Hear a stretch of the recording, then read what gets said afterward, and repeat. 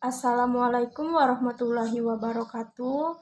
Perkenalkan, nama saya Rahmawati dari tingkat 1B D3 Keperawatan dengan NIM PO 7120021038. Baiklah, di sini saya akan menjelaskan tentang sistem reproduksi wanita. Sistem reproduksi merupakan kumpulan organ yang berfungsi untuk berkembang biak karena perannya yang vital dalam kelangsungan hidup suatu spesies. Maka banyak ahli yang mengatakan bahwa sistem reproduksi adalah salah satu sistem terpenting dalam tubuh makhluk hidup. Beginilah lingkup dan proses sistem reproduksi. 1. Membebaskan sel telur pada waktu tertentu dalam siklus reproduksi.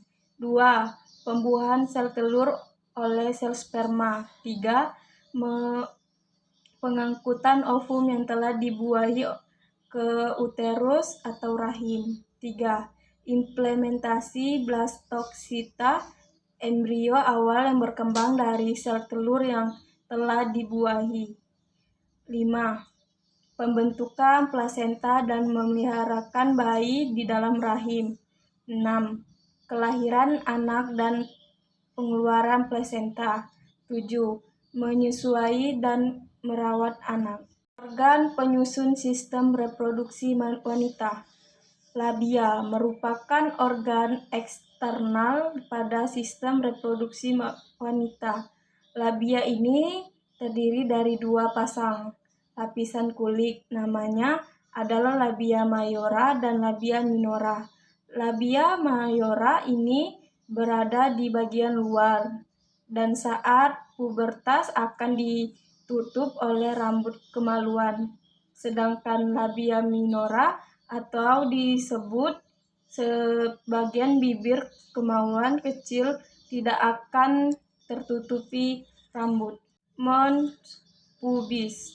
Mons pubis tonjolan lemak di atas labia mayora adalah mons pubis, mons veneris. Bagian ini nanti akan mengeluarkan zat feromon yang berfungsi untuk daya tarik seksual. Lubang vagina. Lubang vagina adalah pintu masuk menuju vagina.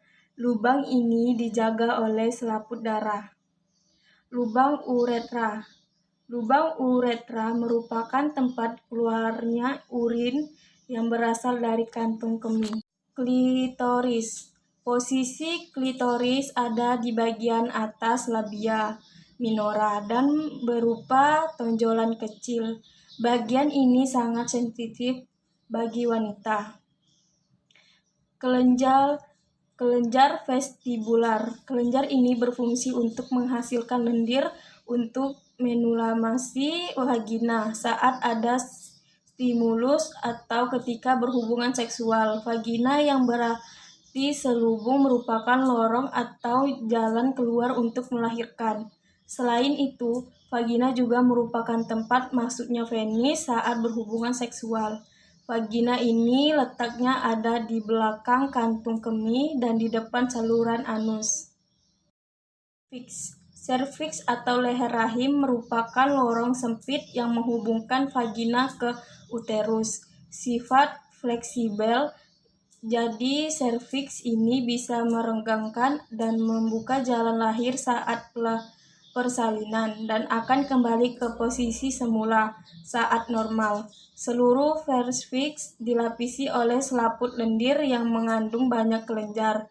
Nah, ada banyak kista kecil, kista Nabothian yang ditemukan di selaput lendir serviks. Itulah yang menyebabkan adanya indikasi kanker serviks pada wanita. Uterus atau biasanya disebut rahim, bentuknya seperti buah pir yang terbalik. Nah, disinilah tempat janin untuk berkembang. Uterus merupakan organ berongga dan berotot yang memiliki dinding tebal. Selain itu, uterus juga memiliki lapisan kelenjar endometrium. Saat kehamilan, uterus bisa membesar sampai 5 kali lipat ukuran semula. Tuba Fallopi. Tuba fallopi merupakan sempit yang melekat di atas rahim. Fungsi dari organ ini adalah sebagai jalan bagi sel telur menuju rahim, sekaligus tempat pembuahan sel telur oleh sperma. Adalah salah satu organ reproduksi pada wanita berukuran sebesar biji kenari yang berfungsi untuk memproduksi sel telur setiap bulan dari masa pubertas hingga menopause dan hormon. Dalam hal ini, hormon dihasilkan adalah hormon estrogen dan progestoren.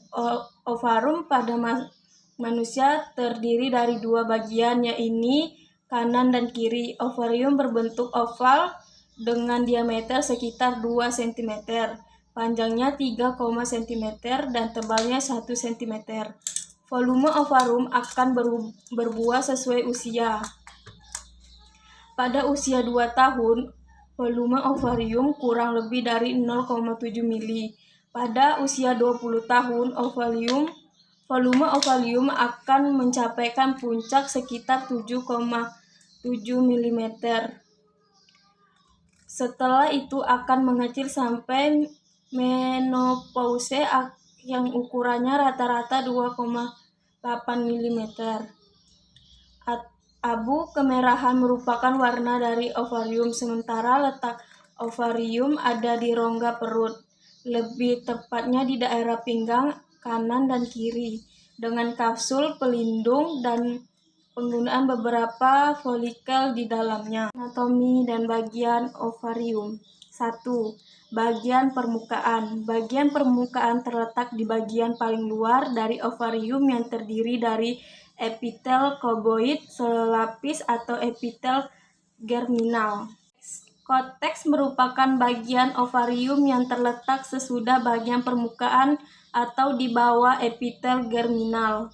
Korteks tersusun dari jaringan ikat longgar yang disebut stroma dan juga merupakan tempat yang ditemukan sel folikel dengan berbagai ukuran dan kematangan yang bisa dilihat melalui USG. Di bawah korteks merupakan bagian tengah dari ovarium yang terdiri dari jaringan ikat dan banyak pembuluh darah.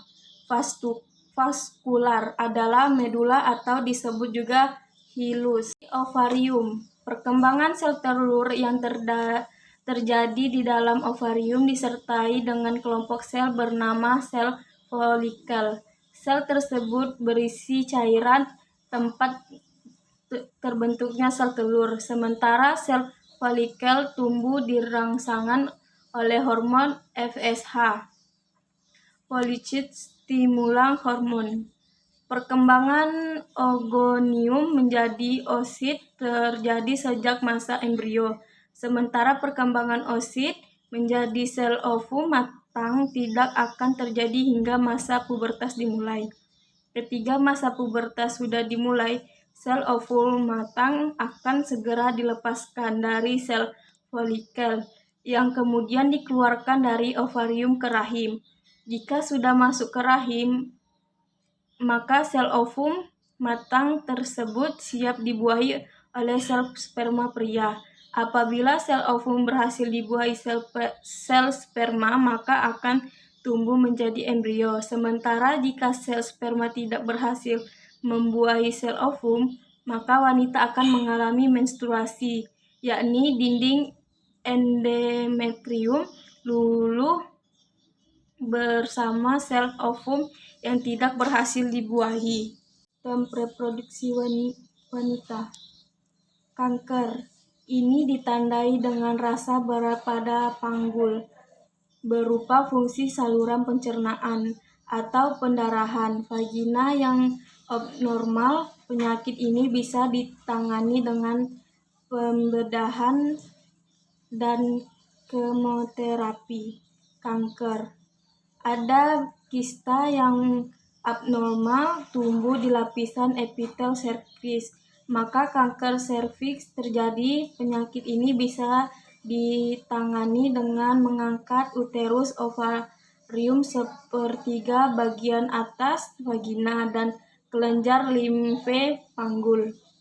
Radang panggul atau pelvic inflammatory dysea (PDI) merupakan infeksi organ reproduksi wanita pada serviks, rahim, atau ovarium. Penyebab timbulnya radang panggul ini adalah adanya infeksi bakteri akibat infeksi menular seksual. Dysmenorrhea atau kram menstruasi yang parah merupakan penyakit sistem reproduksi pada wanita yang umumnya terjadi. Dysmenorrhea akan terjadi ketika masa menstruasi yang ditandai dengan kram atau nyeri di perut bagian bawah. Nyeri muncul 1-2 hari sebelum menstruasi atau saat awal-awal menstruasi. Rasa sakit terasa intens, lemas, pusing, dan sakit kepala. Perut kembung, mual, dan muntah, bahkan sampai diare. Infeksi vagina disebabkan oleh jamur di vagina, bakteri, maupun infeksi lainnya. Gejala awalnya timbul dari penyakit ini, keputihan, dan timbul gatal-gatal. Dan dari saya akhiri. Wassalamualaikum warahmatullahi wabarakatuh. Terima kasih.